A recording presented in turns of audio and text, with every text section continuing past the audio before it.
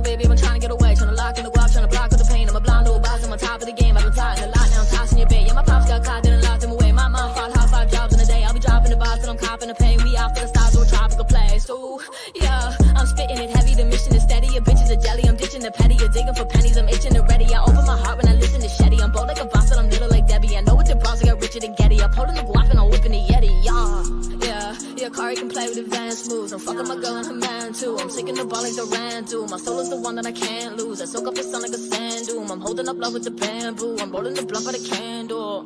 Taking the game, running it back without taking a drink. Yeah, I'm the one and I'm making a wave. Rolling the blunt and I'm blazing a J. I'm escaping the brain, go straight for the cake. I'ma take to the bank, now taking a break. I'm made for the race, I pray for the day. I wake with a bake in the greatest state.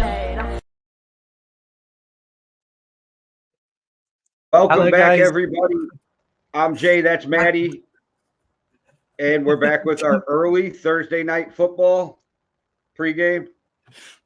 Yeah, our early Thursday night football pregame. Jay, I haven't got used to that theme tune yet, not gonna lie. I totally forgot when that ended. I thought like we still had another like 10 seconds, was absolutely all over the place. So hey guys, welcome to the Yankee and the Brit, and that's just a little look into how my brain works. Yeah. Oh, right. Okay. We're starting this week with a crazy week of football. We didn't get to our reaction show, so we're going to do it at this part of the week. We've gone a little bit earlier with our post-game shows because it means that you guys can come watch it live. And then if you can't stay for the whole thing, then you can watch little bits of it before the actual game as well. So that's exciting. So I hope you like our new earlier format for the next few weeks. But what a week of NFL football, Jay. Week 2. And I think what we can say about week 2 is it kind of weirdly disproved everything we thought we knew about week 1. Well, I kind of think it reinforced what we know about week 1 because we always say there's no way you can know shit after week 1.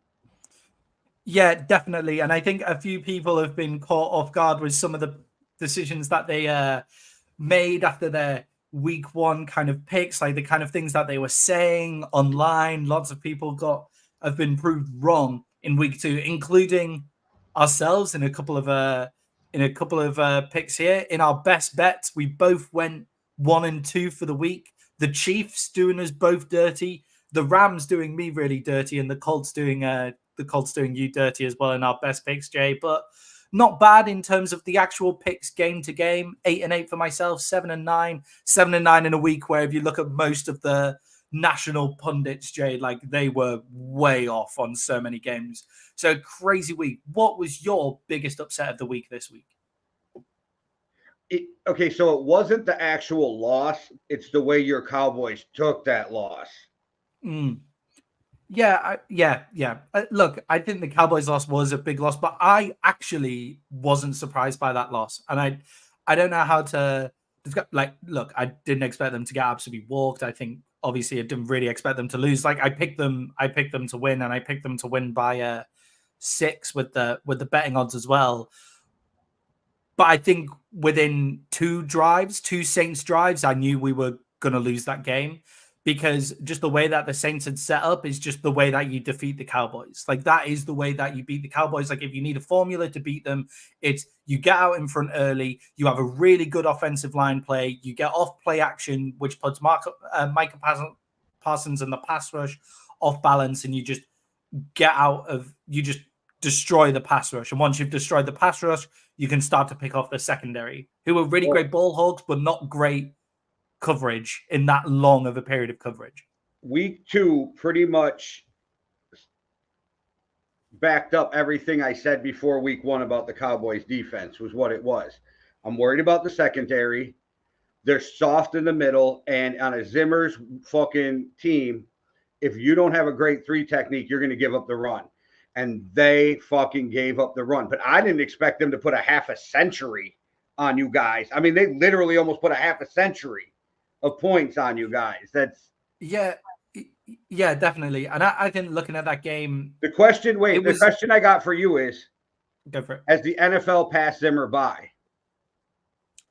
I don't know. I don't think. I hope so. I don't think so, because I think every single I think every single defensive coordinator has struggled to fix the run defense in Dallas. I think the run defense, I think the only position they may struggle to draft is D tackle. Like, I think they're excellent at drafting every other position, but we haven't fixed D tackle yet. Like, I like Odigizua. I think Odigizua is a really interesting D tackle in the pass rush game, but in the run blocking game, I just don't think he's heavy enough. And Muzzy Smith, we haven't seen enough from him.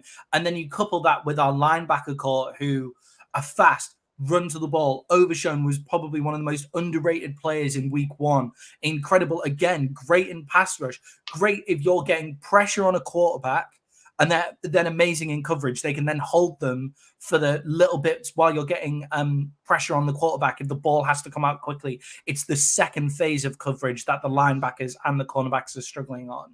But basically, when you have players like that fly to the ball really quick, you just can't stuff the run. And they got bullied up front at the start. They got really, really bullied up front. And thank you very much, Moose. I'll put that question up on the screen because that's where we're going next in our analysis of the Dallas Cowboys versus the New Orleans Saints game. Are the Saints that good, or did the Cowboys have a bad game? And no, I put the question in our notes. Are the Saints legit? Well, to answer Moose's question, the answer to both of those is no. Yeah, I think that's fair.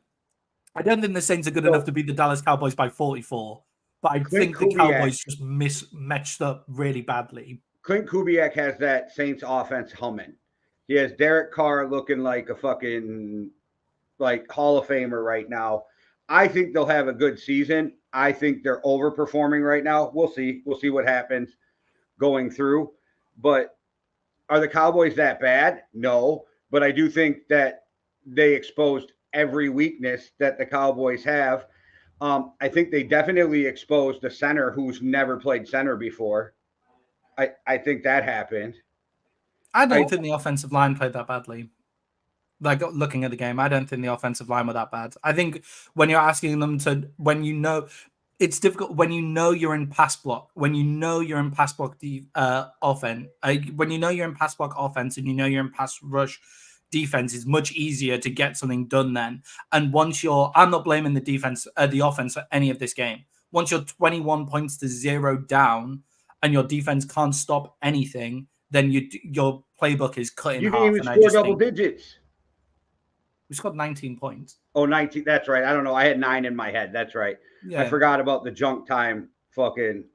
I don't know whether you can call that junk time either, because I know that people are saying like, oh, Dak Prescott is such of junk time stuff, but it's junk time because the Saints are just playing prevent the whole fucking time. Like, yeah, prevent and pass rush. So that would say with the offensive line. So I'm just not. I don't think the offensive line had a terrible game. Like, I don't think they had a great game either. I think they came up against the Saints team that are just in the trenches and were just too strong for the Cowboys on both lines. So they were too strong for the Cowboys offensive line, but the offensive line was good. No, I never said it was good. I just don't think they were terrible. Like, I don't think you can look at any play on that offensive line and go like they were terrible. Like, they were out of the. I think you're going to have problems all year because of that offensive line. I think it's going to be a long year for Dak. I think they looked great against one of the best defensive lines in the league in week one, with only 2 pressures on the week against the Cleveland Browns. Okay, that's week 1, and that defense was exhausted. But that defense was exhausted by the end of the first quarter. All game. Yeah, so the first quarter still counts as them not being exhausted, and they played really well in the first quarter. Like, I think the Saints you were on the most homer ride ever right now. They played well across the whole game against the Browns, but I'm just saying to you, okay, let's say the Browns were exhausted after the first quarter. Well, they still played really well against them during the first quarter as well, like of that game. So I don't think the offensive line is the issue. I don't think the offensive line. Well, you can be wrong. That's okay.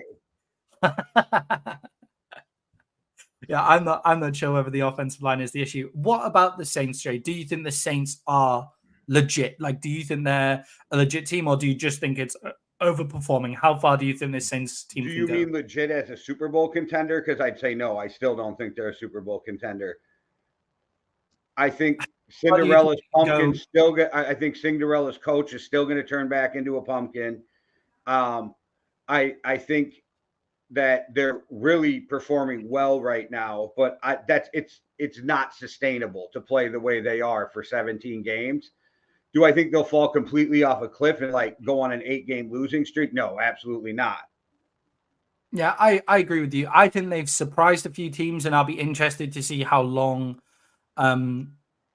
this could go for. They've played the Panthers week 1, and then they've gone into Dallas week 2, and I think they were a really bad matchup for the Cowboys. I think the Cowboys are going to struggle against any team like that. It's basically just like they made the Cowboys look like the Panthers.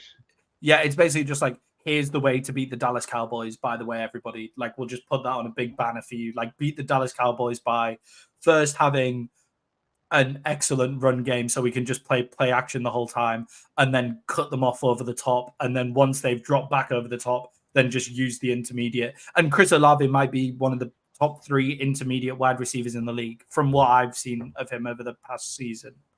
This year and the season before. His intermediate routes are outstanding. Still hasn't scored a touchdown this year. Yeah, because they just end up just skying it over the top the whole time. I've forgotten his name. Shaheed over the top. Biggest surprise from that game, Jay? What surprised you the most about that game? The Saints. Like, just how well the Saints are playing. Yeah, just how well they're playing. Yeah. But like I said, Clint Kubiak's got that offense humming.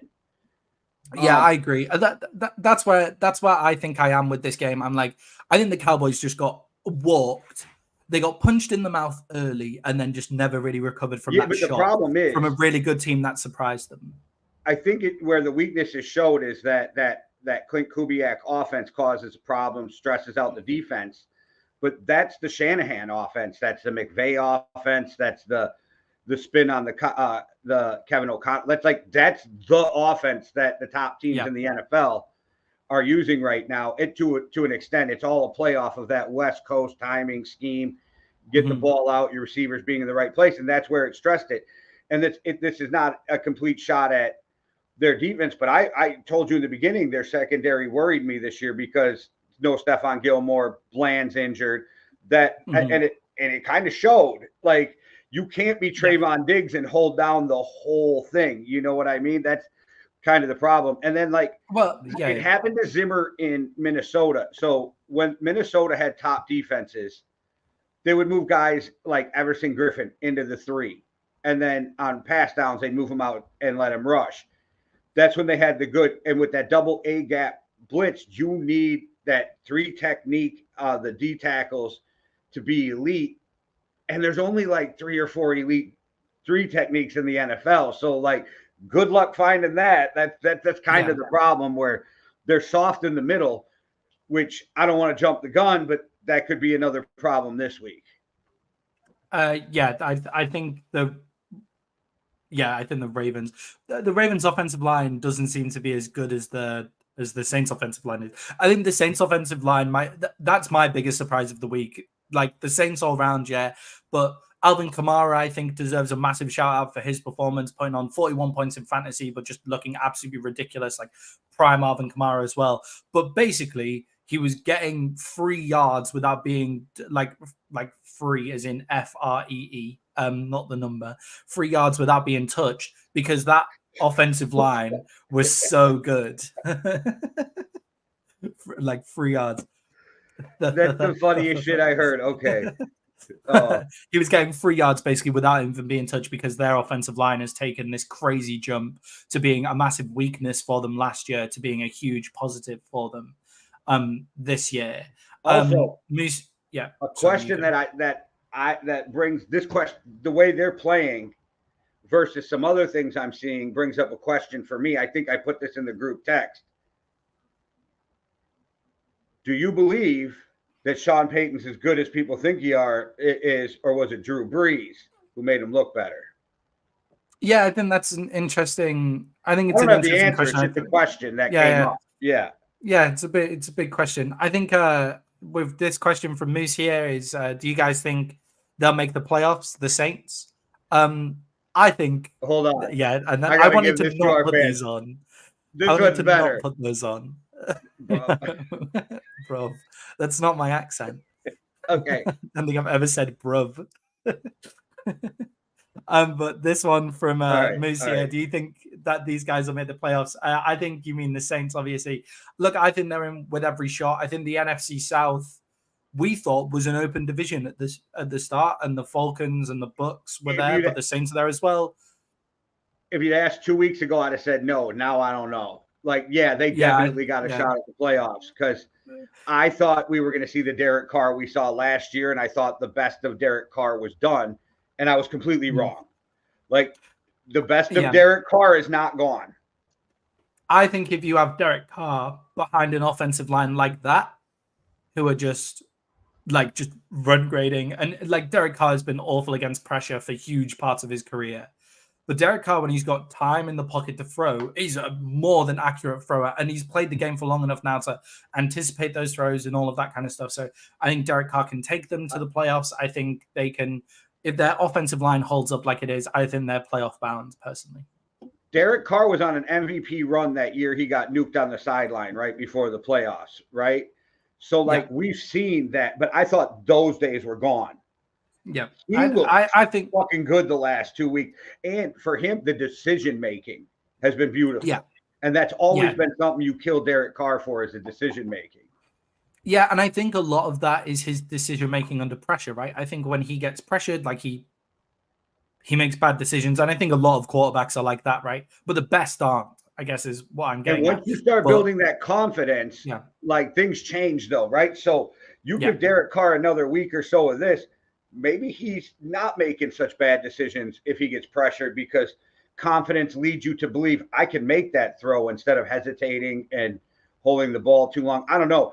I think the sky's the limit for them, but I also could see a big, I don't want to say crash and burn, but brought back down, if that makes sense. Yeah, definitely. And I think it's about, with them, I think injuries could be a potential problem for them due to their really top-heavy salary cap. They have zero depth. If you take away just one of those wide receivers, then they really start to fall. So we'll see how they do for the rest of the season. I think the Saints played a really great game. I think the Cowboys got just punched in the mouth and just were surprised and just didn't recover. So I wouldn't read. I guess what I'm saying is the Saints won that game and the Cowboys also lost that game. Oh yeah, like I was, and I can give the Cowboys shit because it's fun to give the Cowboys shit and Cowboys fans shit. I even could have went as far as to like pop our boy up on screen, but why would I do that? In week two, anyway.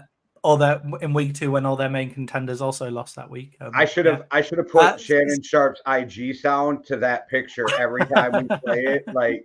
But no, I was just shocked. I don't expect the Cowboys to take an ass whooping like that again. I was just shocked. It was an ass whooping. I don't even know how else to say it.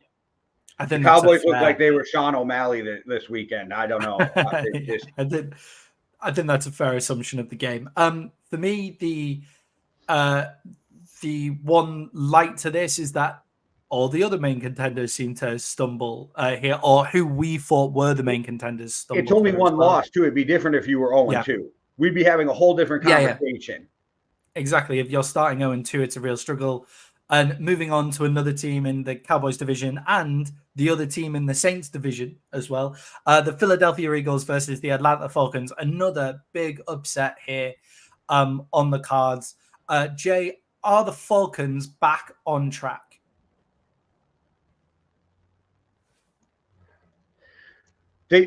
I don't know, like nobody put up a ton of points. Nobody played out of their mind. Kirk had a great last drive, but as much as I fucking talk shit because he's not a Viking anymore and that's just all in fun. What did I say in our fucking group chat? That's a lot of time with 2 seconds and Kirk is accurate as fuck. Kirk is one of the most accurate quarterbacks. And he looked healthier this week than I thought he was because under the pistol the week before, he did not look good and it made him look unhealthy, right? It still made me think his Achilles after watching that game. Kirk's not the most fleet of foot guy, but he even tried to run during that game. He has pocket mobility as well. Like that's I thought that was gone. The pistol made me think that was gone. That's back. Yeah. But my problem is all the pundits can talk about. I hear people talking about the Eagles defense let them down. I hear people really because they didn't give up that many points. I hear people going, oh, they're soft, they're this, they're that. Really? Because that's a pretty talented team. And again, they didn't give up that many points. And they can say at the end of the game. But I'm like, part of that is the mentality and the crushing blow. Saquon Barkley lost them that game. It's that simple. People can say it's bad clock management. It's this and that. If Saquon Barkley, and look, I'm not saying that he's shit and he should be crushed and this and that, because he's an amazing player. He's going to go to the Pro Bowl again, probably. We're going to talk about him. But he dropped a pass you or I could have caught for a first down. That would have sealed. Either he scores a touchdown, which would have been dumb, but he could have, and it puts you up enough where they can't catch you. But what he would have done is went across, hit the ground, ran the clock out, game over. Like, so all the rest of it to me, I think, is just ESPN's people looking for talking points. Kirk did what he was supposed to do, and the Eagles let it get away from him. But I don't blame the Eagles defense. I thought both defenses looked pretty good during that game. Yeah. If you look at that, I came away going, now are they elite? No, but I came away going, hey, both these defenses look pretty good. I was impressed with the Falcons defense. I don't know what you thought, but the Falcons defense looked better than I thought they were gonna. Yeah, I think looking at this game, I think the Falcons are definitely back on track, because this is the style of football that they should be playing. I just gave the most on the fence answer ever, so sorry. Go ahead, but yeah. No, that's okay. This sounds good. I think we're both going to be quite on the fence here. I'm so worried about just sounding like an Eagles hater that I feel like I'll just be on the fence on the Eagles for as much as I can be this season. But basically, I think the Falcons did get really back on track here. I think they got back on track with the style of football that they should have been playing in week one. Like, Bijan Robinson is possibly one of the best running. Like, he's definitely a top 5 running back in the league. Still hasn't scored a touchdown. Yeah, it's amazing that he still hasn't scored. There's a weird list of guys who should have scored who haven't yet. That's just that is crazy. Yeah, that's crazy. I think Kyle Pitts has 2 touchdowns as well on the season, right? I don't know. I have to look. I have him on 2 fantasy. Maybe he's only got 1. I have him on our fantasy league as well. I'm trying to trade him for Brock Bowers. If Bloomdahl's out there, let me know what you want to do. I can message Aaron, but Aaron is a fucking savant when it comes to like stats. No, literally, I lived with him while I was in college. That you could be like, when he wasn't even alive, the 84 fucking Broncos, and he'll be like, yeah, that year John Elway was like blah blah blah blah blah. And like, all right, Rain Man, how the fuck did you come up with that one? Like, yeah, it's worth a shot. But I thought the Falcons played like, get Bijan Robinson up and running. That then fixes the problems that they have with the offensive line, because the offensive line is definitely serviceable in a certain scheme. It's like the 49ers offensive line. For me, I know that point has been made on the show before. That America's team is also my team, and that's also fun. But the Maddie's actually an American at heart. He just doesn't realize it.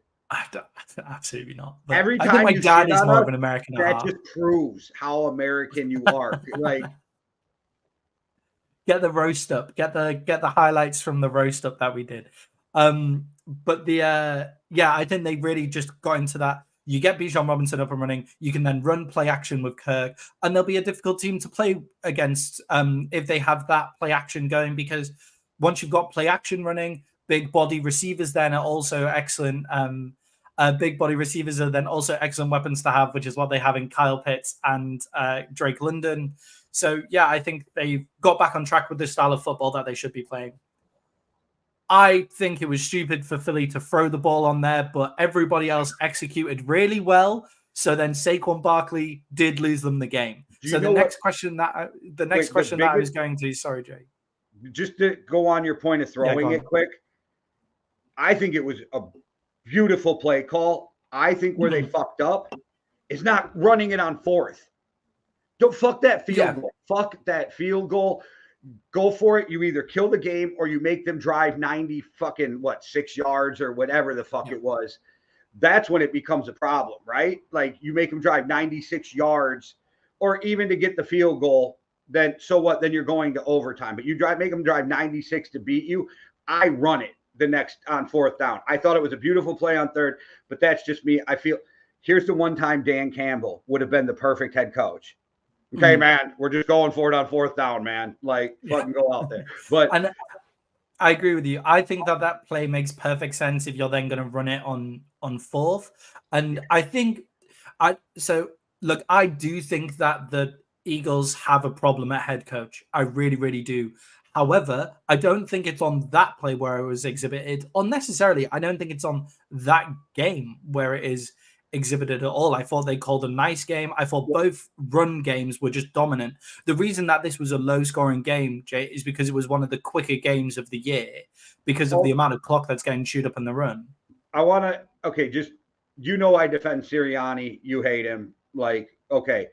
Yeah. This is what I want you to think about as we're moving forward. If you still hate him, that's fine. Yep. That call on fourth, yes, he can override anything, but he is no longer no longer a coordinator. He is the Mike Tomlin of that team. Mm-hmm. Let's see how he does on managing the game, managing relationships from here on out, because that you can argue if that call was good or not, but that's on the offensive coordinator. If you trust your offensive coordinator, you're not going to override him, right? Yeah, so, I agree with you. So just moving forward, by the end of the year, if you still hate Sirianni with that in your head, I'll just accept the fact. But until then, you and I are just going to disagree on that. But that's the reason why I wouldn't fault him. I don't fault Sirianni. So a lot of the talk shows, a lot of the shouty shows and stuff like that are faulting Sirianni today and this week for the Thursday night loss. And I don't think it is anything to do with Sirianni. That play call is on Kellen Moore, and the play call was fine. It worked. It worked. He dropped the ball, right? Don't drop the ball. And you put the ball in the hands of your best player when he was completely open and he dropped the ball. And that happens. And that's why you run it, just to negate that happening, but it happens. Now, what isn't great is the fact that Kirk managed to get down the field that quick. I never understand prevent defense. It's not something that I've ever understood. Like, I just don't get it. Like, I'd rather, if I'm going to lose, I'd rather just lose quickly than letting them just chunk their way down the field, because Kirk Cousins is more than good enough to chunk his way down the field. Their wide receiver core is more than good enough to chunk its way down the field and then punch its way in. So I don't understand that play call. I never understand that whenever any team does it. But yeah, the Eagles lost. I wouldn't read too much into the Eagles loss. Like, I'm not going to read too much into the Cowboys loss. Like, I'm not going to read too much into the Saints win. And I'm not going to read too much into the Falcons win either, because I think the Falcons got themselves back on track in the way that they should be playing as well. We'll finish off the NFC South teams. Basically, guys, we're only reacting to the games that were a bit of a surprise, whether it was a surprise that it was this close or if it was just a surprise in general. And the other NFC South team put a surprise on the NFL. On the betting markets, at least, and the Detroit Lions were defeated by the Tampa Bay Buccaneers. How worried should the Lions be about their start this NFL season, Jay? As much as I wish I could say they should be worried, I'm not worried about them. What was it? It was 2 or 3 years ago. They started out 0-6, and then went on a fucking tear and won like 8 games in a row. Like, I'm not too worried about them. For me, this game was more about the Bucs than it was the Lions.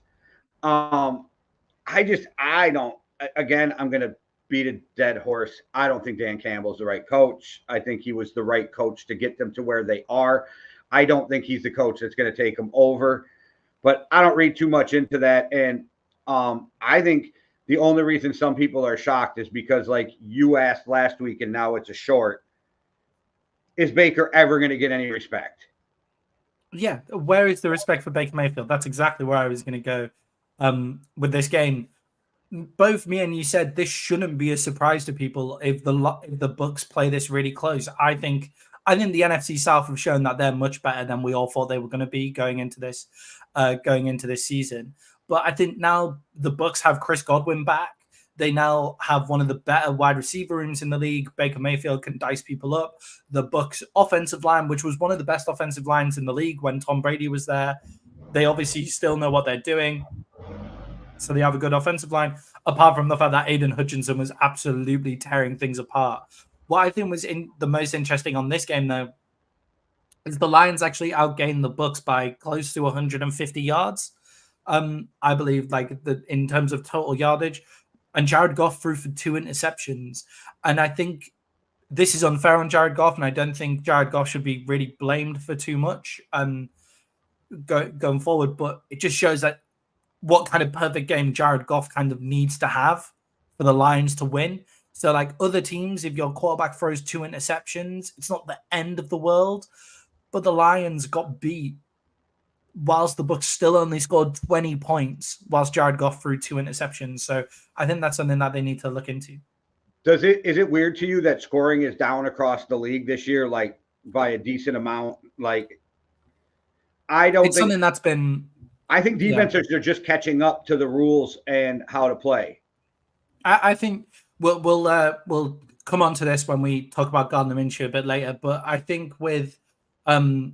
That's exactly what we're talking about right now. Was your Bucks, and when are we going to give Baker some fucking respect?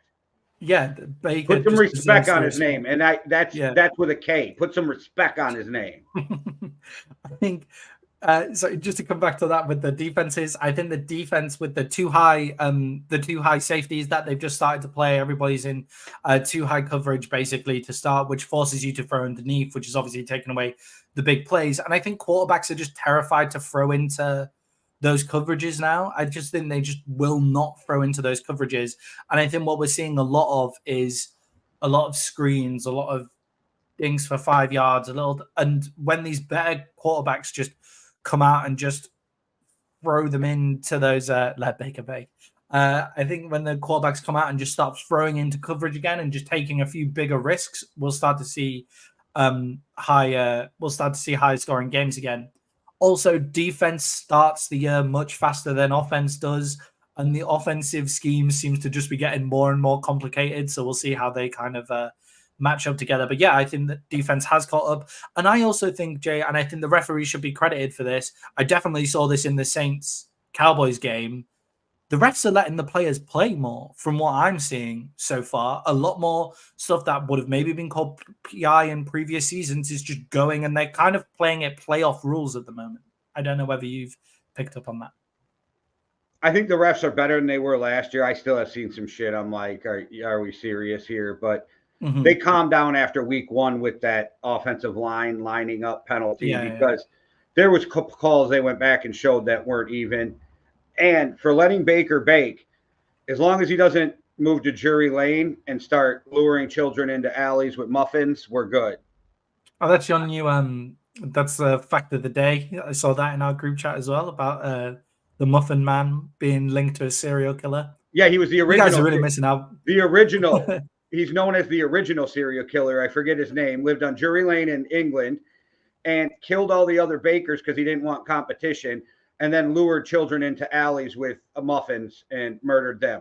But great, awesome. We don't have to get around. We don't even have to go into what Ring Around the Posie's about. Okay, like that. Look that up if you want a real mind fuck on what you were taught as a kid.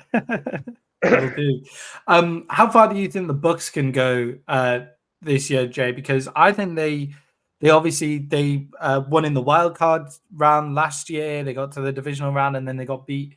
How far do you think they can go this year? I think they can fuck around and be a thorn in people's side in the playoffs. And once you get into the playoffs, anything can happen if you get hot. Do I think they'll go to the Super Bowl? No, but like that doesn't mean they can't. I think they're going to be a team that nobody wants to face in the playoffs. Yeah, to me, I think the Bucs look like a team that nobody will want to play against. And I still think the same about the Lions there. And we spoke last week about, is Aiden Hutchinson starting to creep towards the top tier defensive ends? Look, he played an amazing game again on Sunday. So maybe he is starting to head that kind of way. So not all downs for the Lions either. One of the best games of the week, and I'm sure Jay, you were jumping around back at home, but the Minnesota Vikings beat the San Francisco 49ers, which has made Eagles and Cowboys fans very happy across the NFL. So, Jay, go off on that game. Just say how happy you are. Just enjoy. Well, I said it last week that for betting purposes, I have to do what I think is right to talk to people on, that we're talking to. But I said I truly believe the Vikings can win this game. And I see these people going, oh, they only won because Christian McCaffrey was out. I'm like, get the fuck out of here. Like, can we stop with that? The Vikings didn't have Jordan Addison. I thought Kevin O'Connell is the only coach, and this has happened 2 years in a row, that I've watched outcoach Mike Shanahan. Yeah, or definitely. Kyle. But Yeah, Brian Flores outcoached him too. And that defense is fucking flying around. And I said it after week 1. People can say what they want. That Vikings defense is for real. yeah. I actually did take the Vikings in this game because I think the Vikings are a horrible matchup for the 49ers. And I think it is largely down to what you've already said. And I think Brian Flores might be one of the most unpredictable defensive coaches in the league. And Kyle Shanahan is amazing when he can really diagnose and tear apart your defense and really get into it and attack your weak areas. You don't know what Brian Flores is doing week on week. I'm not 1,000,000% sure that Brian Flores is sure what he's doing, like quarter on quarter. Like, I think he just like goes, oh yeah, I've got a feel for this play, because some of the blitzes that he brings are just like, what? Like, why would you do that why are you blitzing 6 people on first down? Like, what are you doing that for? Or why are you doing it on third, or what's going on? And he just is a really unpredictable coach with players who are really buying into what he's doing, who are flying around the field. And I think Brian Flores is the person who won you that game. But Jay, people who are saying that it's because Christian McCaffrey was out, I actually think the scoreline flattered the 49ers. I think the Vikings dominated that game more than the scoreline would suggest. Like, there was a peanut punch. I watched all of the games on the train back from Glasgow yesterday on the 40 minutes. So I've got a lot of plays in my head right now. But was there a peanut punch on the line that stopped a touchdown, like a fumble, like a turnover close to the line? Yeah. You thought Peanut Tillman had came out of retirement and left the FBI to come back to the NFL. Like, I don't know if people know that he works for the FBI. He's an FBI agent now. That's actually the reason Peanut Tillman retired, because you have to join the FBI by a certain age. And so he retired to go be an FBI agent. Yeah. But they win by 17 if Aaron Jones doesn't fumble. And I'm not going to crush Aaron Jones. He's not a fumbling guy. It's not a fumbling problem with Aaron Jones. Aaron Jones is great for that Vikings. And if you just look at his rushing yards, you're going to say Aaron Jones didn't have a great day. But if you look at his all-around yards, Aaron Jones had a great day. And Ty Chandler ran wild. Yeah, crazy. Yeah. On that top defensive line, where I know Vikings fans are still saying that we need a better offensive line. Like, I'm not a fan of PFF, but just go watch PFF and watch them fucking talk about the Vikings offensive line right now. They're playing at one of the best in the NFL. They're in the top 5-ish right now in almost every category.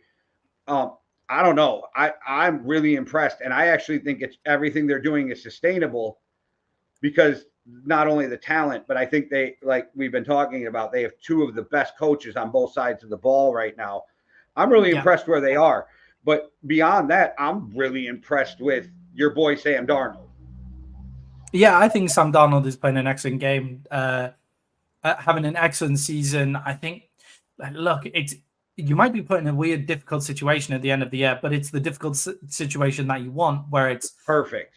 JJ McCaffrey or Sam Darnold. You're like, yeah, great. That's a situation that I would love to have, because I'm already in the belief of franchise him, trade him, and start JJ next year. I'm already there. Or you can even franchise him and play him another year and give JJ another healthy year of fitness. Fair enough. Nope. Bye. We want that money. Yeah. Bye-bye. Yeah, fair enough. Ty Chandler ran for 82 yards off 10 carries, 8.2 yards a carry, which is a pretty impressive turnout for Ty Chandler.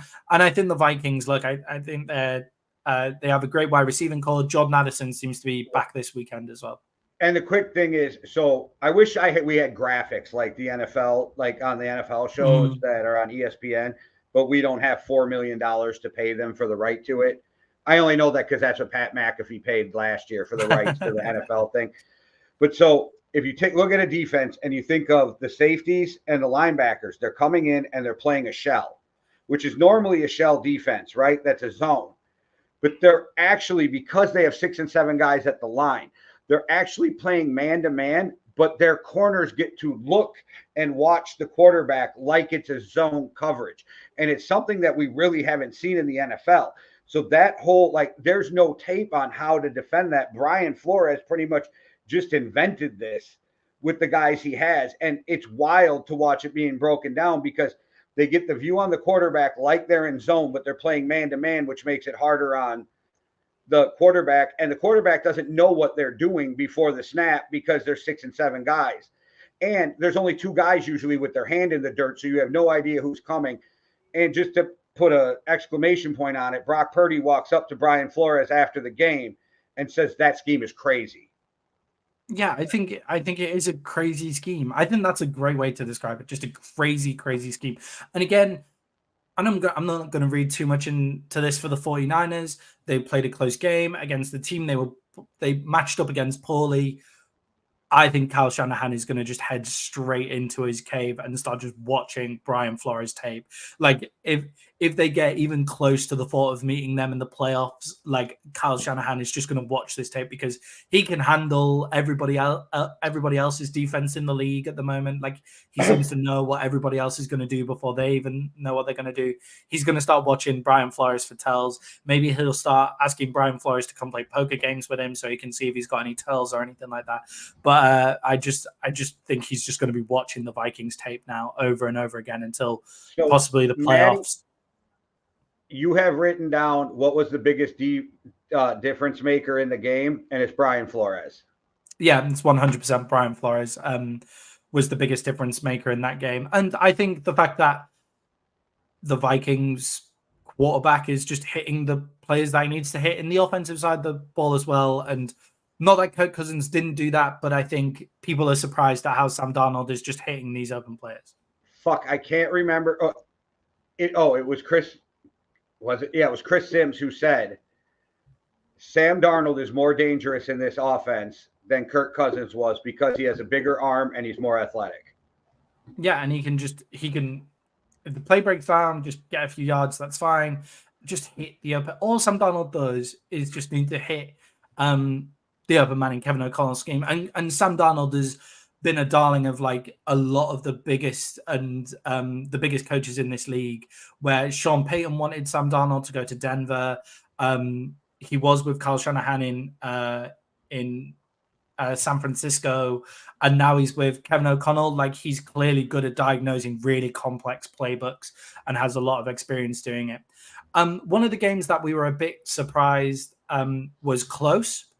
Was the Kansas City Chiefs versus the Cincinnati Bengals. Jay, my first question on this game is, are the Chiefs proof that winning is a habit? Yeah, and winning's all that matters. So I don't understand all the other things that come along. And stop giving fucking Patrick Mahomes time at the end of a game. Like I don't know, like stop giving him time at the end of the game.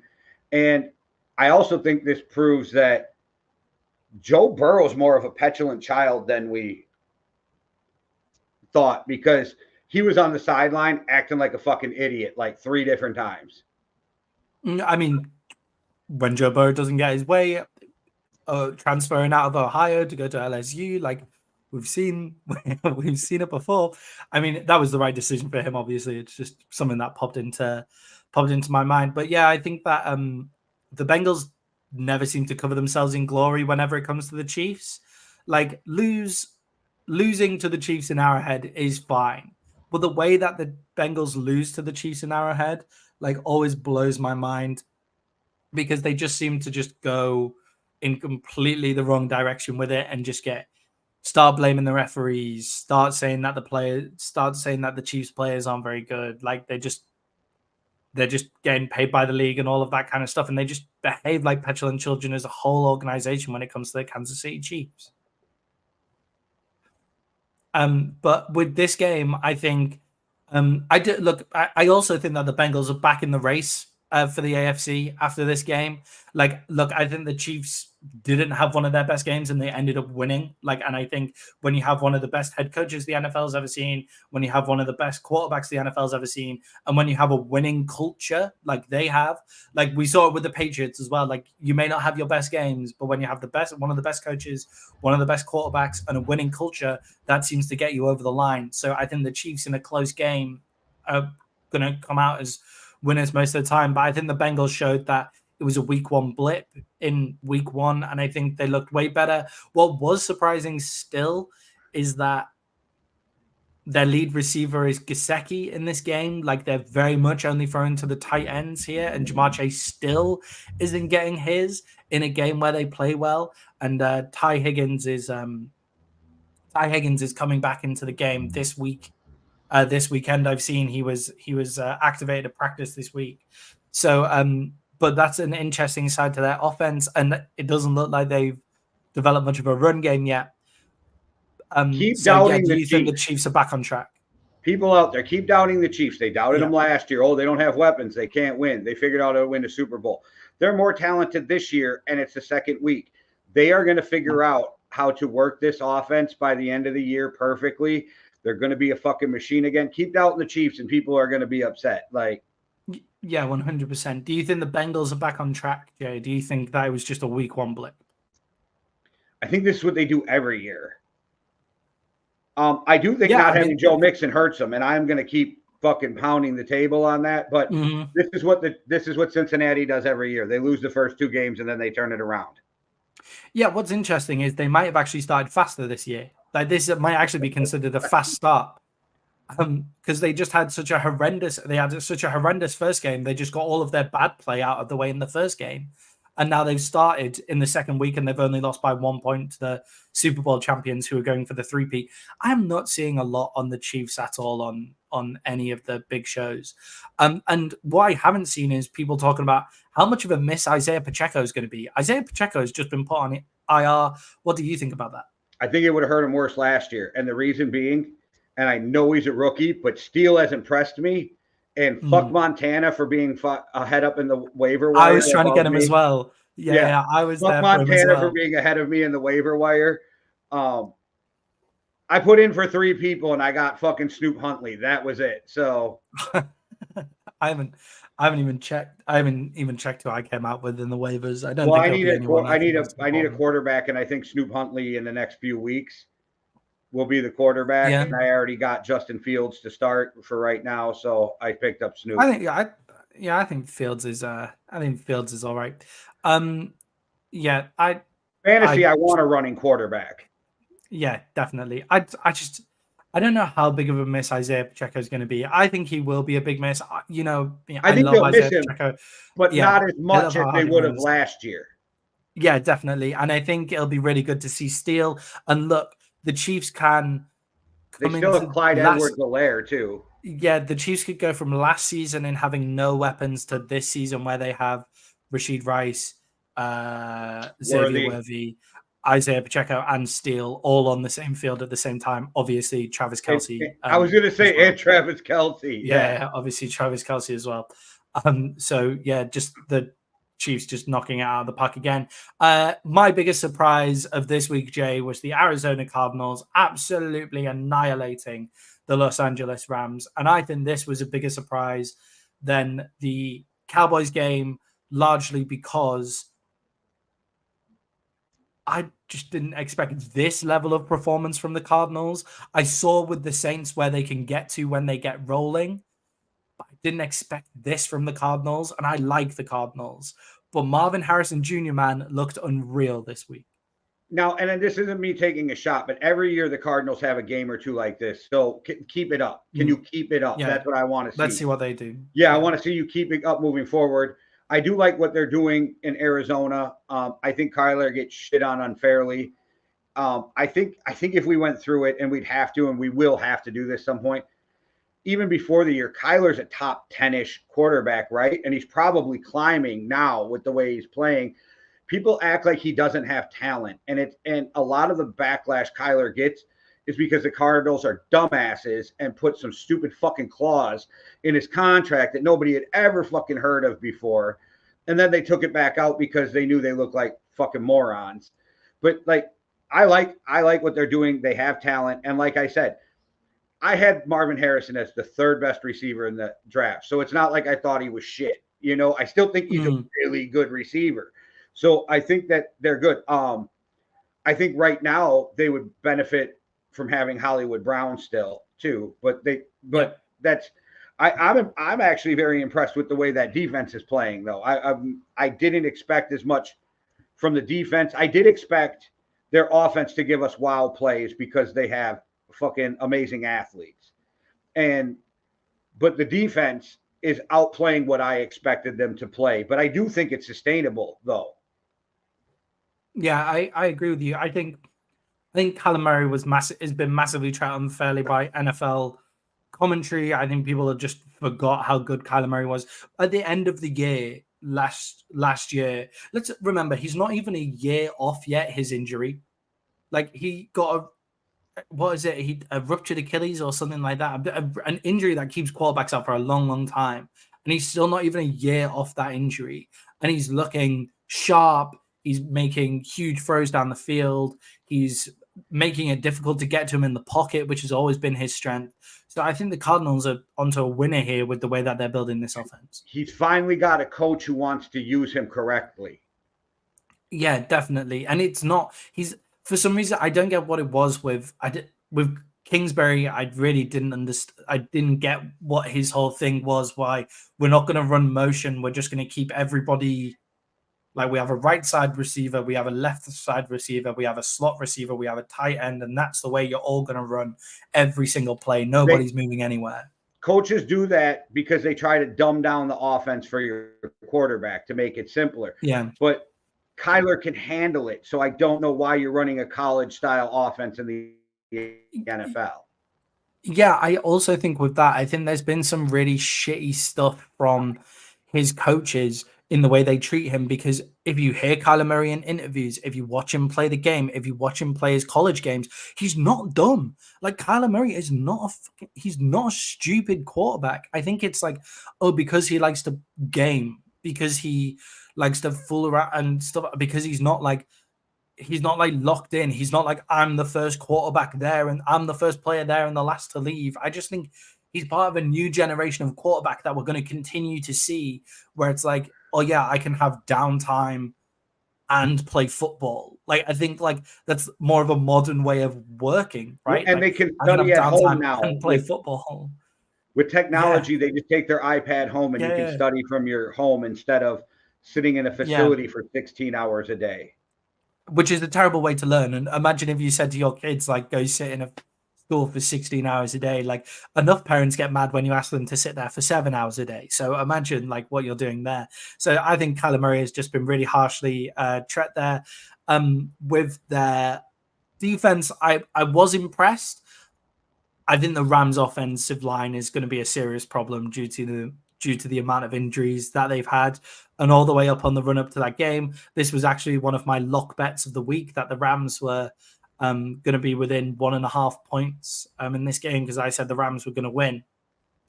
I thought that the Cardinals' defensive line wasn't good enough to cause any problems, but turns out they were, and they played a great game. So we'll see what they are against a team that maybe doesn't have a completely depleted offensive line, but we'll see where they're at. The final game that we'll be reacting to last week, Jay, is the Raiders beating the Ravens. Is this the strangest upset of the week? Because some of the other upsets, like I don't think the Vikings game really was that much of an upset. And I think with the way that the Rams got upset and the Cowboys got upset, I think that was just like, oh my God, everybody's just shit the bed all at once. But the Ravens played the Raiders in a really close game and ended up losing.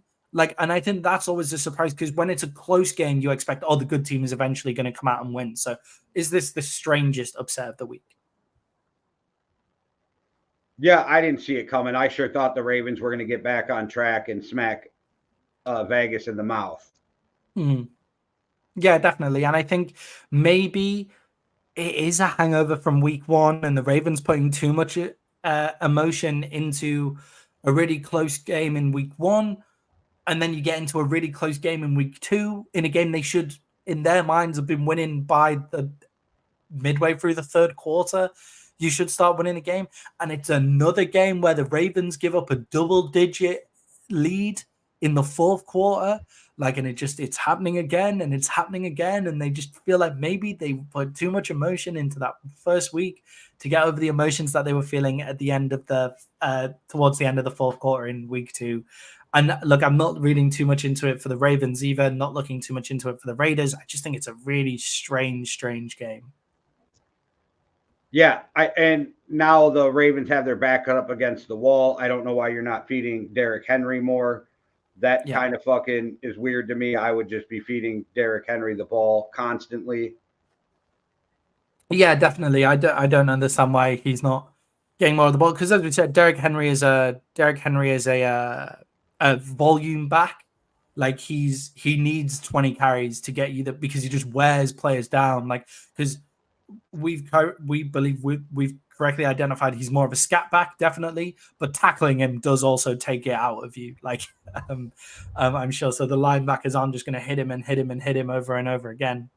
So they need that volume. And if you let him get his legs moving, he will plow you over. But yeah, definitely. And I think their offense is just really disconnected. I think they have a set where Derrick Henry is running the ball, and a set where we throw it out to Justice Hill in the flat, and a set where where Lamar's running the ball, and a set where Lamar is going to throw the ball, but they don't meld together. They don't like you can almost tell what they're going to do as they come out onto the field. And I think they'll find their feet with that. We'll see how they do. Obviously, the Cowboys play them this week. I'm not gonna enjoy that game, I'm sure, but we'll see where that kind of goes. Gardner Minshew showing NFL quarterbacks that it is okay to take risks. Jay, what do you think of that? I think Gardner Minshew played like Gardner Minshew plays. That's just what he does, and exactly. I think I know a lot of people thought that he wouldn't get that starting job over Aiden O'Connell, but I thought there was no way they give it to anybody but Gardner Minshew in the offseason. Yeah, I think Gardner Minshew might be one of the most Raiders QBs of all time. I think, don't you agree? He just looks like a Raider, and he plays like a Raider in my mind as well. I think he's a really good fit, and Gardner Minshew is easily one of the best 32 quarterbacks in the NFL. So he's worth a starting job. What do you think about the rumors out there that the Raiders are going to trade for Stafford? If I was them, I wouldn't do it. I think I think they're in a bit of a rebuild, if I'm being perfectly honest. If it was me as the Raiders GM, I would rather get a young QB and see where I go from there. Well, I mean, I would be more willing to trade for Bryce Young than I would be for Matthew Stafford in their position, weirdly. It depends. I guess Vegas may want to just bring the Super Bowl to Vegas, right? And just see where they are with that. And they might see Stafford as the right person to do that. And he's not. He's proven that he can do that job already before. So I get it. But if you're building an organization, it's 100% about keeping Devontae Adams happy. Yeah, I think so as well. But I think Devontae Adams should be happy with Gardner Minshew. Gardner Minshew seems to be one of the only quarterbacks in the NFL that'll throw it into somebody who's completely covered at the moment. So, yeah, I would do it if I was him. Okay, that's the end of our reactions to week 2. We're going into one of my favorite segments now, Jay. It's a segment that you know nothing that's coming up, but it's segment 2 of the show. Oh, sorry, go on. Surprising you at the end of the show, I got one question for GM Maddie. All right, okay, excellent. Segment 2 is GMJ. Okay, so you're the GM of the Carolina Panthers. What do you do with Bryce Young? Okay, well, that's the GM question I had for Maddie. So, okay, good. You can answer that when I'm done. I think they fucked this whole thing up off the jump. You cannot bench a guy in his fucking 18th after his 18th game and then expect that you can go back to him. You can't. You ruined him. He's done in Carolina. You can't come back from this. And the fact that you think Andy Dalton is a better alternative, then you have no faith in Bryce Young anymore, and it's time to move on. If I'm Bryce Young, I go to GMJ and say, trade me. I don't want to be here. Get me the fuck out of here. And I don't know what you can get for him, but at this point, as the GM, I have to trade him. I have to get him out of the building because it's not good for him. It's not good for us. The whole team has to be looking sideways at ownership and the GM. And it's not even because they wanted Bryce to stay. I'm saying like they have to be like, we are playing for the most inept organization in the NFL right now. I actually think Andy Dalton probably will play better. I think him and Thielen might have a nice little connection. But I also think that you fucked this whole thing up off the bat and you ruined any chance of ever having Bryce Young as your starting quarterback. So you have to trade him. I think for Bryce Young, it would be wonderful if he went to Miami, to LA, to go to San Francisco, go the Sam Darnold route, go sit a couple years with Kyle Shanahan in case Brock Purdy gets hurt. Go do something like that. They won't do it because of who we have, but sit behind Sam Darnold in Minnesota. Like, go by a coach who is going to develop you correctly because all that talent he had is still there. Yeah, definitely. And I think with Bryce Young as well, like, if I was the GM of the Carolina Panthers at the start of last season, I would have, and I knew how terrible my roster was going to be, I would have done what the Patriots have done with Drake May and sat Bryce Young earlier on until I could actually build something. Because the roster this year is better than the roster last year. But I think if he was playing his first 2 games now, you wouldn't have as much negativity around him because of all of last year. And it was really easy to say 5 years ago, 10 years ago, don't listen to the noise from outside. Don't listen to the noise outside of the building. Now, it's impossible. It's absolutely everywhere. You can't turn on your phone without seeing anything to do with the NFL. Like, if I don't want to know the scores of games, I have to turn off my phone and not use it. But asking a young person to not use their phone in the normal NFL, in the modern day, or not using anyone to use their phone is just completely stupid. Like, that will never happen. So I wouldn't have played him at the start of last season. And we were on record saying that because we didn't know how good the Panthers would have been. I would have had Andy Darnold there last season. This season, I would have been playing him and we would have had these growing pains and stuff now. And we'll see where we are. With Bryce Young and the potential trade partners, I think it's been shown that like people who are saying that, oh, he's too short. Like I've said he's too short, but I think he's too short for the way that the Panthers are playing ball. He's the same height as Kyler Murray. Like he's not too short for the NFL. So I think like looking into a coach, I agree with you, who could train him right, I think would be the way to do it. What if you're the New York Jets? Let him sit 2 years behind Aaron Rodgers and replace him. Yeah, the issue is then you're not going to a coach that develops you well. But if you're the New York Jets, I'm making the call. But Aaron Rodgers proved with Jordan Love that he's willing to put his arm around you and teach you. He was different than Brett Favre was with him. And now that Rodgers knows this is his last stop, I think he'd give every bit of knowledge he has to Bryce Young. Yeah, with Zach Wilson as well. I think with Jordan Love kind of, but with Zach Wilson, he 100% tried to help Zach Wilson out in New York. Okay, GMJ, you are the GM of the Miami Dolphins. What do you do next at quarterback? I trade for Bryce Young. Yeah, I thought so. I thought they would trade on from each other. Yeah. I like the Snoop Huntley move. I like going and getting Tyler Huntley. I think that Tyler proved he can play in this league.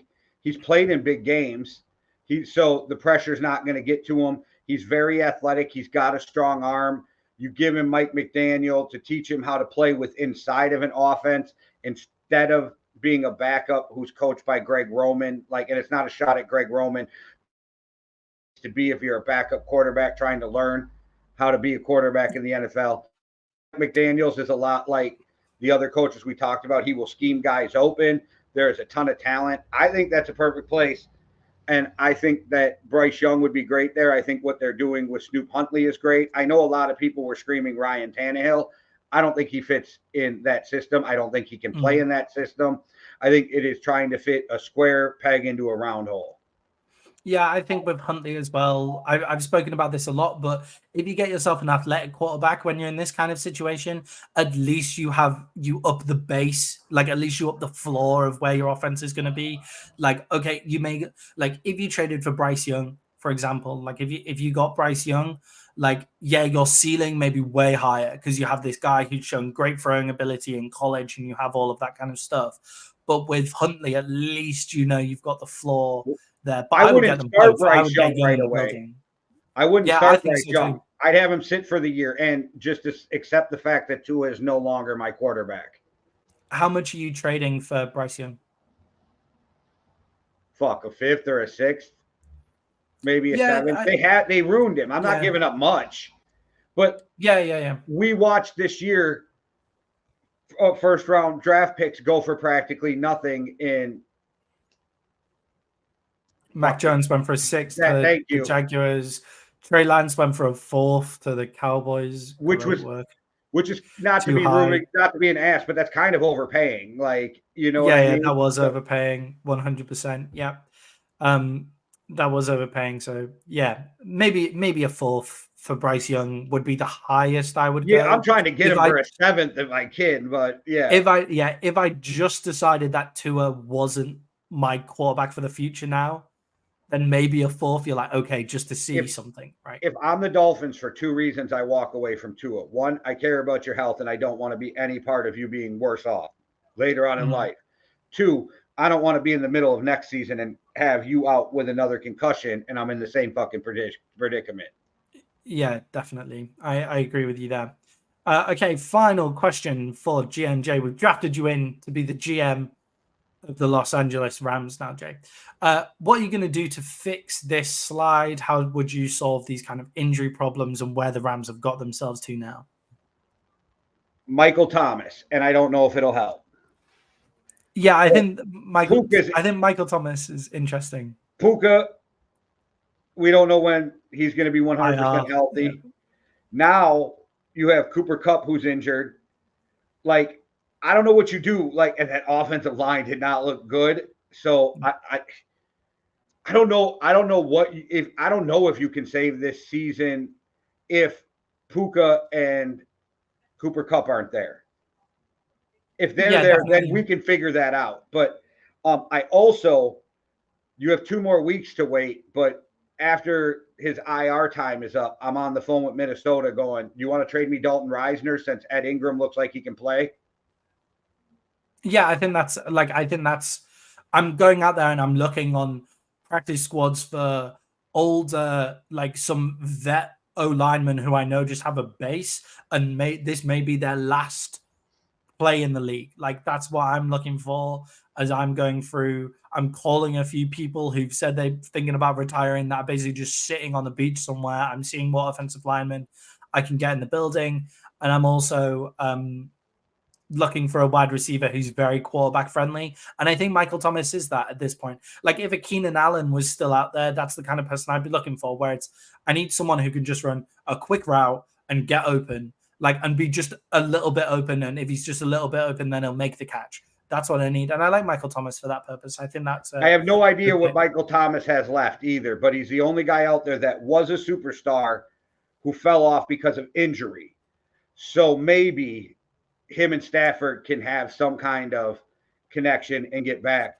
But you're at a point in the season where it's like, fuck. And the only reason I bring up Dalton Reisner is because now Ed Ingram's been playing his ass off. And Dalton Reisner last year on pass downs, in the run, he's garbage. But on pass downs, he was one of the top guards in the league.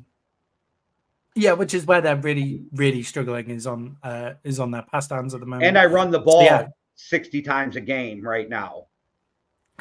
Yeah, definitely. I definitely give the ball to Kyren Williams. Obviously, he's my fantasy running back, so I'm biased on that level. But there's other reasons to do that as well. Then being, he's actually a pretty fucking good back, and you've got Blake Corum there as well to help you out. Okay, that's the end of segment GMJ. I hope you enjoyed that segment, Jay. Getting to be the GM for getting to be a GM for a little bit of time. I don't have the pay slip to give you, unfortunately. It's always fun because you don't tell me what you're going to ask. Yeah, most importantly, I don't tell Jay what's happening before, because GMs, they don't know what's going to happen. Okay, moving on to the third segment in our show, Jay. It's overreaction time. Let's get some quick overreactions out there. Our top 3 overreactions from watching week 2 of the NFL.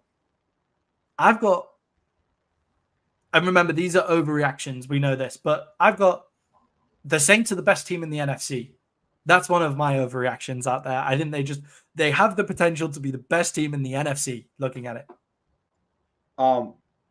My first overreaction kind of goes along with that on the opposite end, because I'm like, Mike McCarthy should be fired.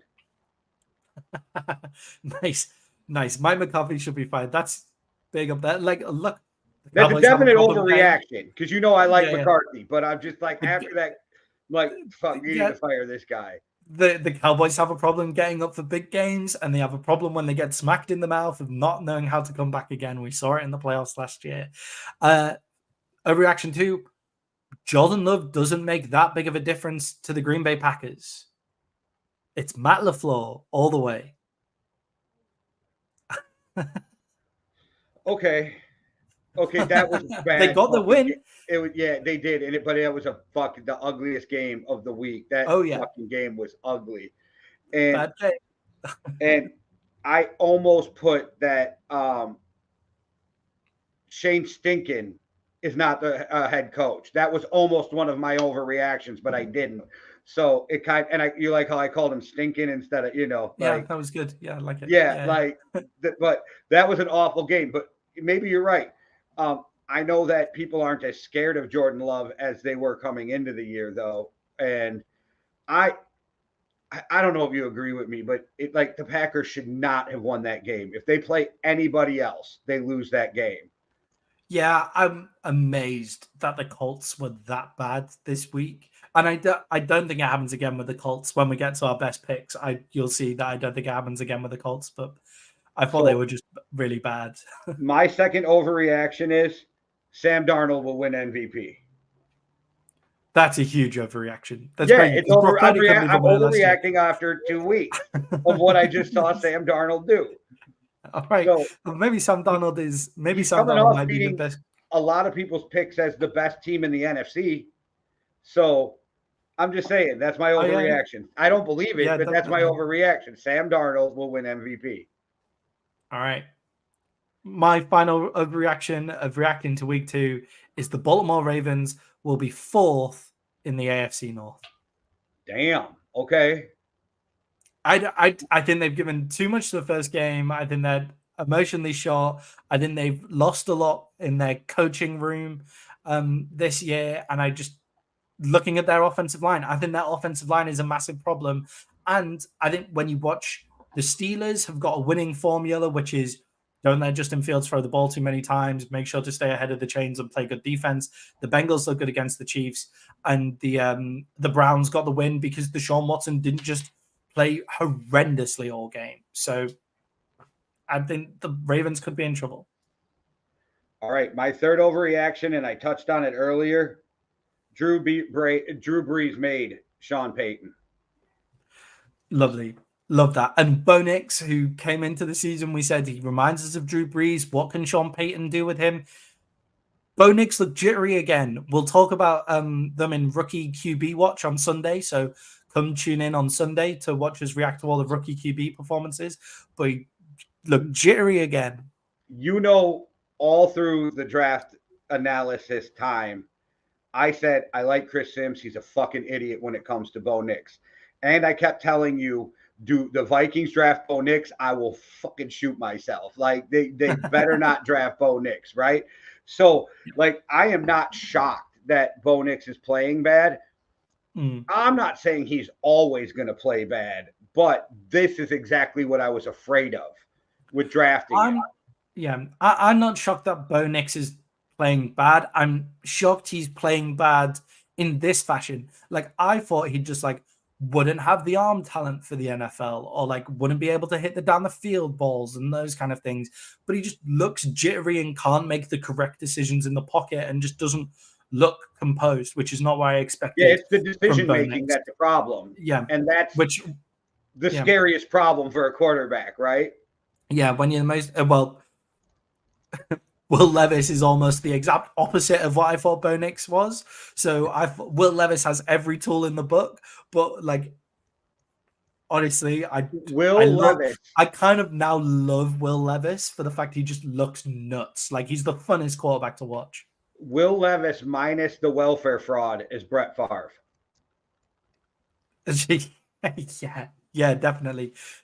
Maybe not on as good a team. We'll have to get one out to you, Moose. Surely we'll have to start. Hey, Buddy V's coming out with a whole line for us that will be on Zuel-world.com. You can see that soon, and you can go over there right now and get your MMA Underground gear and your Sam K's Cardio is Key t-shirt, which is actually selling crazy right now. So go support Buddy V, Zuel-world.com.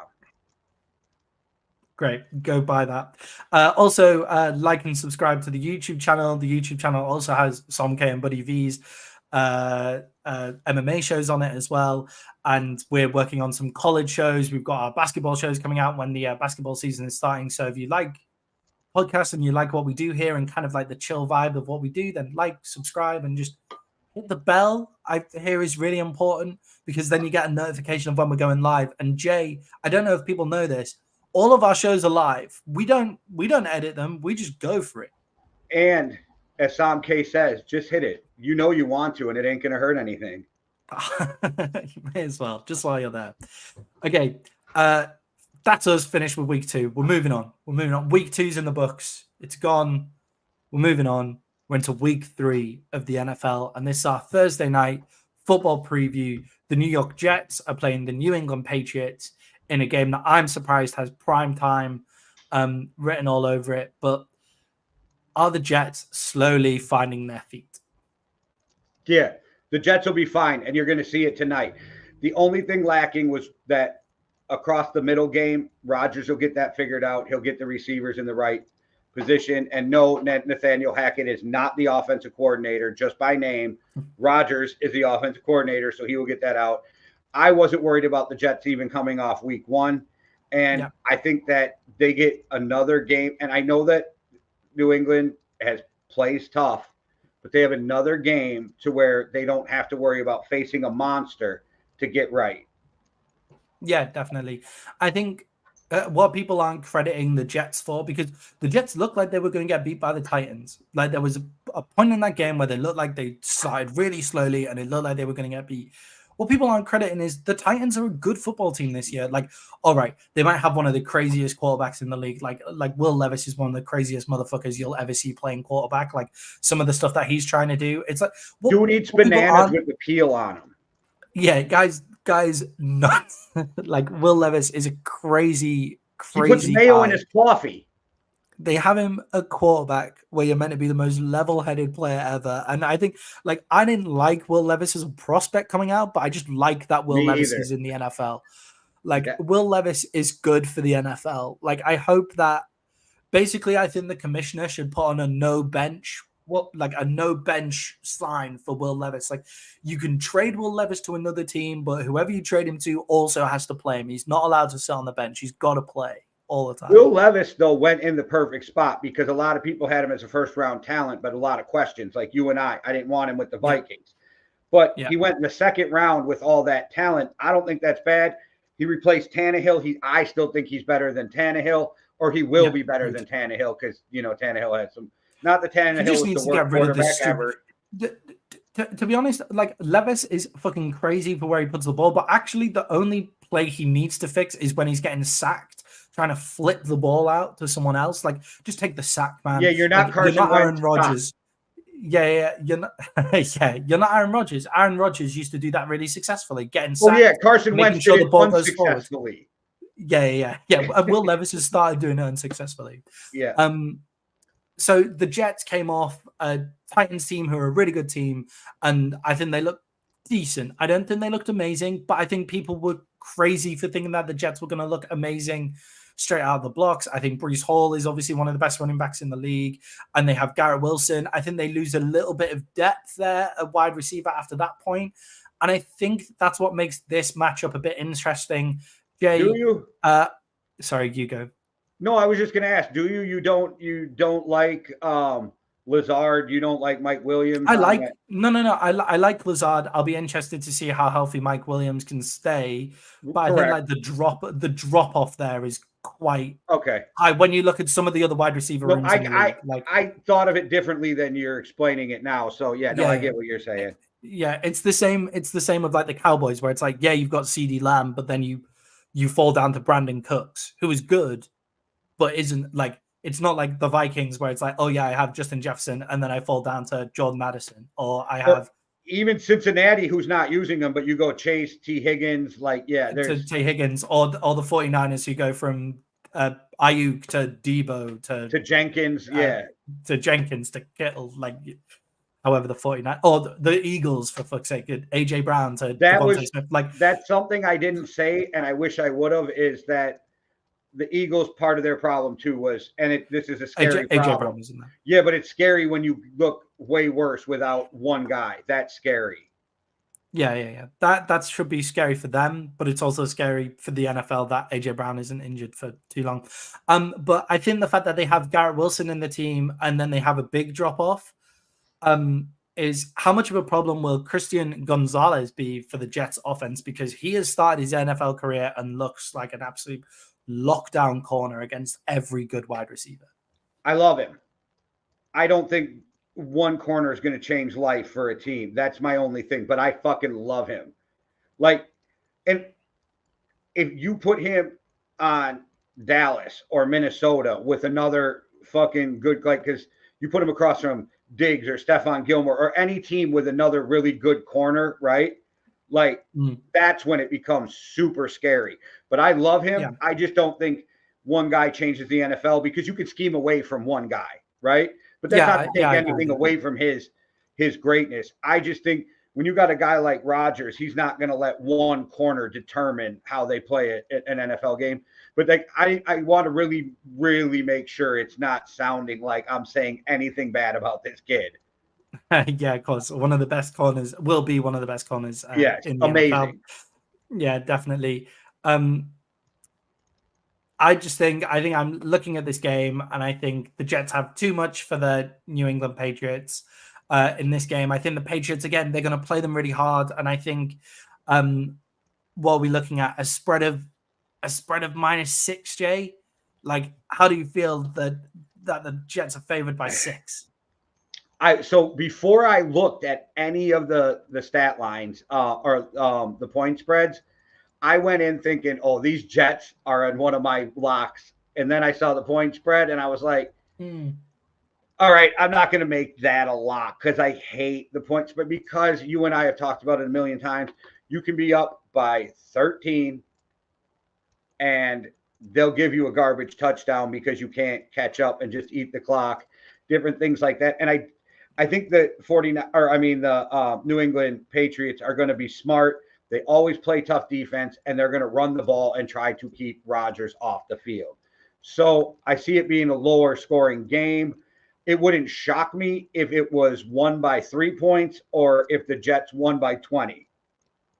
Yeah. So that's why I refuse to put it in one of my locks.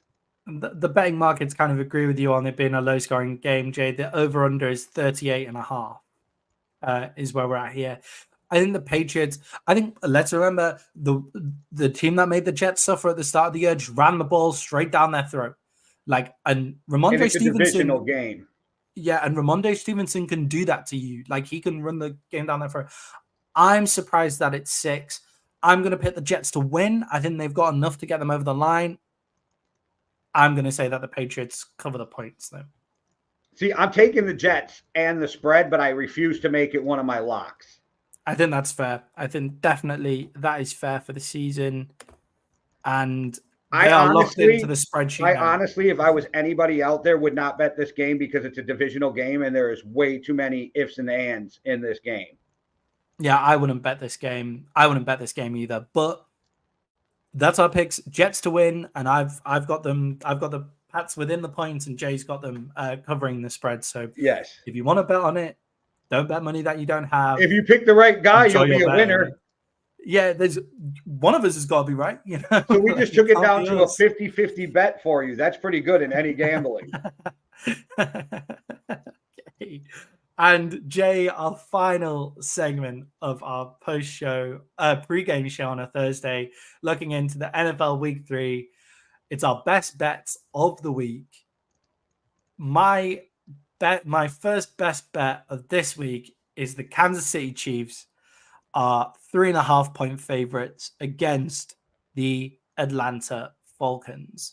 Now, I think the Atlanta Falcons, I think they are a dangerous team. I think they're not a team that anybody wants to play. I think the Chiefs have got more than enough to handle the Falcons by a touchdown.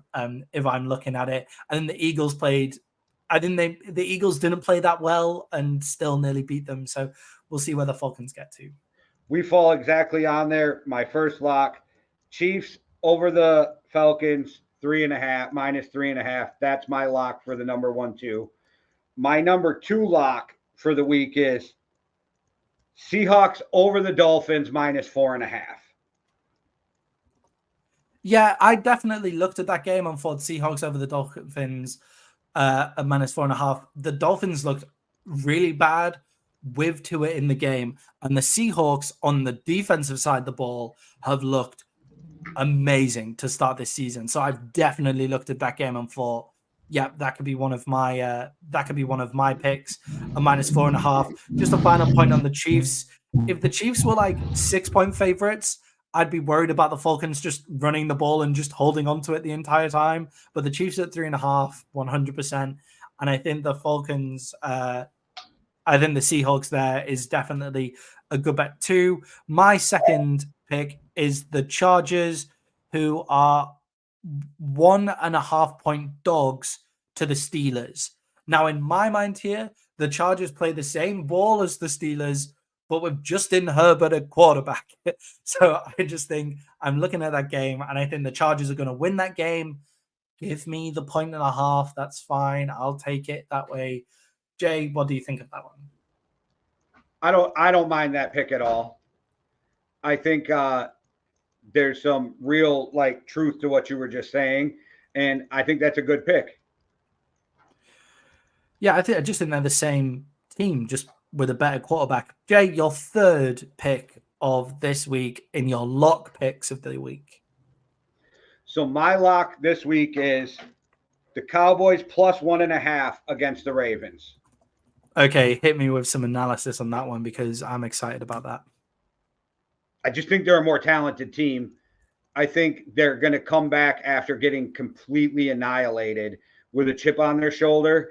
And I think it's a bad place to be for the Ravens, whose backs are against the wall at 0-2. Yeah. I think with them, if you can stop Derrick Henry, then you can stop the Ravens from beating the Cowboys just because of the way that defense is. Where I get worried is, now you said this to me before they even brought it out, and I want to give you the credit because you said it right away before Zimmer even talked about spying Lamar with Micah Parsons. The only thing that scares me is you guys were not gap sound, and your linebackers have to get in the right fucking gaps next time to stop that running game. I think that'll get corrected. I think Zimmer turned into the evil Zimmer this week, and he is going to be really hammering home fucking gap fucking alignment. You have to be in position. And I think they'll fix that. And I'm not saying it's going to be a blowout, but I do think the Cowboys win, and I think they'll win by more than 1.5. Yeah, I think I'm surprised as to how close some of the odds are this week. So basically, if you think a team is going to win on some of those odds, then you just go for it as you're going forward. I think the Ravens offensive line hasn't shown a lot either. I think this might be a sneakily decent matchup for the Cowboys as well. However, I'm never going to put the Cowboys as one of my locks ever. One that I looked at and thought was interesting, and I've picked for my third lock, and I'm not totally confident in it, but it's my third lock, so I'd lock it in. It's in the spreadsheet. The Commanders plus 7.5 against the Bengals. Like, I'm not sure how the Bengals are playing football this week coming in, but it doesn't look like they're their offensive selves. It doesn't look like they love their offense this year. Jaden Daniels has run the ball really well, has controlled the games, hasn't thrown any horrible picks, hasn't been the reasons why the Commanders have lost. I think the Commanders are going to play basically every team that they play this year. I think they're going to play them close. I think their defense looks okay. I think they can run the ball and just keep hold of it and just keep Joe Burrow off the field. The Bengals offense hasn't clicked yet. Obviously, T. Higgins is coming in. I think the Bengals will win this game, but I think the Commanders will be within 7.5 points. That's a ballsy pick because this is the week the Bengals usually turn it around. So I'll be interested to see how that plays out. I am going to be completely honest, though, when it comes to Jaden Daniels. I think they found their quarterback of the future. The kid's accurate. He's learning how he is really in 2 weeks adapted to his speed to the NFL level. He runs the ball great. I think it's just a matter of time. I think Dan Quinn's got to be fucking over there smiling with the fact that they have Jaden Daniels in the building. Yeah, I think I made a joke in the group chat on Monday. Sorry, like watching the Commanders versus the Giants was like watching football in the 1970s, just like the way that they were playing the game. But I don't think that's an indictment on Jaden Daniels' like ability to throw. I think it's this offense just isn't like set up in the right way. Like I just don't think they're playing football the right way. I don't think they're quite there yet. But they have a really high floor at the moment with the way that they're playing football. They should go for the same way that the Steelers are winning football games, and they'll just play everybody close, run the quarterback when they have to, make sure they don't throw any turnovers, anything like that, nothing silly, and just get to where they get to. And then next season, I think we'll see the leap in Jaden Daniels' throwing game because they'll get an offense around him that's more catered towards his throwing ability. So, yeah, I think the Commanders will play everybody close. I don't think they're going to beat the Bengals. I think the Bengals will get their first win of the season. But if you're giving me 7.5 points, I'll take the 7.5 points. Thank you very much. Great show, Jay. An hour and a half, bit of an odyssey here. Normally a show that we split over 2. So thank you very much to everybody who stayed with us throughout. Really appreciate it. Like and subscribe for the show. I'm excited for some football tonight. Jay, send us out in the way that you always do. One world, one love. Deuces. Cheerio.